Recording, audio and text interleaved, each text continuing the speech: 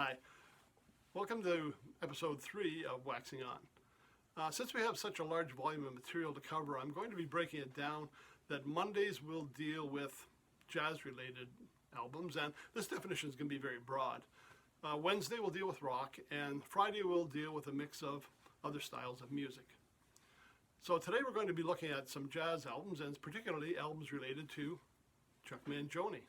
You can see a painting here that was done by my wife for me.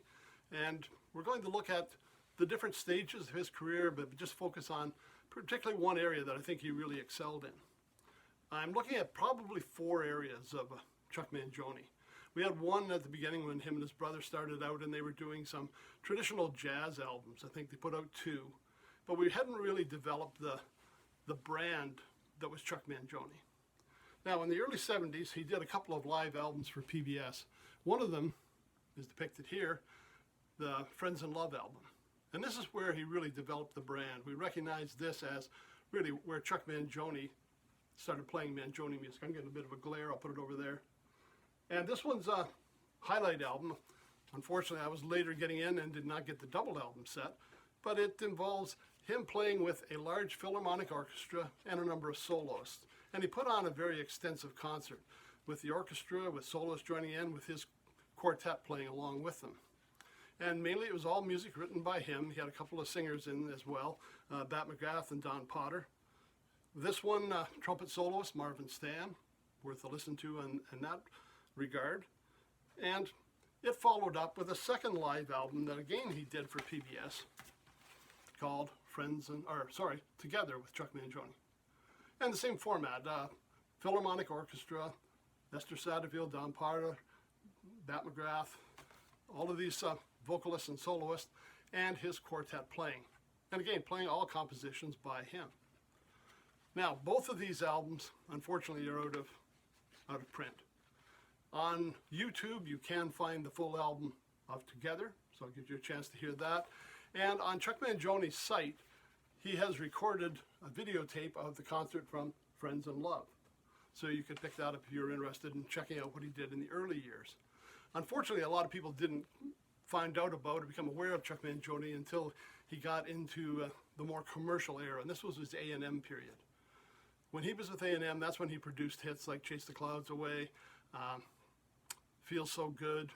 He did a theme song for a TV show called Side Street in Toronto. And Toronto has a very special place for Chuck Mangione too, and we'll talk about that in just a second. But mainly people became aware of him and were aware of his music during the A&M period. The albums I showed you at the beginning are when he was playing with Mercury and recording for them. One Mercury album still exists, and it's this one. It's available on some of the streaming networks. It's called Matalan to Make Believe, and it was recorded in Toronto as well. Now Toronto, they really love Chuck Mangione. Back in the early 70s, he was doing week-long stints at one of the premier showcases in Toronto, the O'Keefe Centre. He'd be there from Tuesday through to Saturday. And this happened for a couple of years. He was also back in the summer with his quartet playing at Ontario Place. And the concerts he did at the O'Keefe Centre, and the one we're looking at here with Land of Make Believe, they were all recorded with philharmonic orchestras, very similar to what he had done in Rochester with the first 2 albums.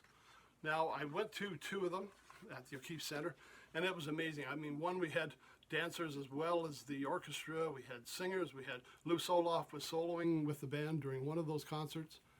But what he was doing at that point was a lot of really difficult work, writing for philharmonic orchestras, putting together some very complex material. And it was really interesting and fun stuff. It was where he was really developing that style. The last album he did, this one from Land of Make Believe, was actually recorded in Toronto at the legendary Massey Hall. Now, while he would use some local musicians, this one he used the Hamilton Philharmonic Orchestra. And for those classical listeners or viewers, you may recognize some of the names in the Philharmonic Orchestra. We had Graham Page on French horn, Charles Dellenbach on tuba, Eugene Watts on trombone, and Fred Mills and Ronald Rahm on trumpet, which you may well recognize as the Canadian Brass. So they played as well on this album. He also brought a few people with him that he would use as backup, or the commercial players. This time it was Bill Reichenbach, who he used a number of times on trombone, and John Faddis. And this was recorded back in 1973. Now, only a single album this time. It should have been probably another double album, but a little backstory. Somehow some of the tapes were either stolen or lost. Somehow they disappeared, but they had enough material to put together one album. Now, this one was recorded the year before. I went to see them at O'Keefe Center. And at that time, the O'Keefe Center tickets, I just found my one program, cheap seats were $3. The best seats were running at $6 a concert. So you can imagine, this was 1974, 75. That was what we were looking at for ticket prices. So get back into the Mercury years. I see three different eras. We had the first jazz ones, the Mercury era, A&M, which was very commercial, all the popular tunes. And then lately he moved to Columbia at the end, which is kind of, for me, a forgettable era. It's easy listening, kind of background music you might put on a party if you really weren't paying too much attention to it. It really wasn't too accessible or, too compelling for listeners. For me, the Mercury era was probably some of the best work he's done. And one of my favorite albums was not one of the Philharmonic ones, and I really enjoyed those as well, but one where he just played with his quartet. And this was a live album he did called Alive. And it's just him and his four players. And on this album, he was using Jerry Nywood on sax, Tony Levin on bass, and Steve Gadd on drums. Now, what's significant or fun in this one is not only did he do two of his traditional Chuck Mangione tunes, The Legend of the One-Eyed Sailor and 60 Miles Young, and One-Eyed Sailor he performed almost every concert, but he did two songs outside of his, St. Thomas by Sonny Rollins and the rock song High Heeled Sneakers. And it's amazing just to hear how this band transforms those songs into one of their own. And the soloing on these albums is just spectacular. It's really, really interesting, very melodic. It's the kind of solos that when you hear them, you can still hum them afterwards. And I'll tell you, when I play in a number of bands it's not unusual to see soloists who have a lot of technique, but they don't really put a solo together. There's no beginning end, there's no finale. It's just notes thrown out there. These guys, this album, they really put together some nice solos and some nice work on music that is not just Chuck's music. So if you get a chance, some of these tunes, they're itemized on YouTube as well, the individual songs. The Together concert, available on YouTube if you're looking, and Land of Make Believe.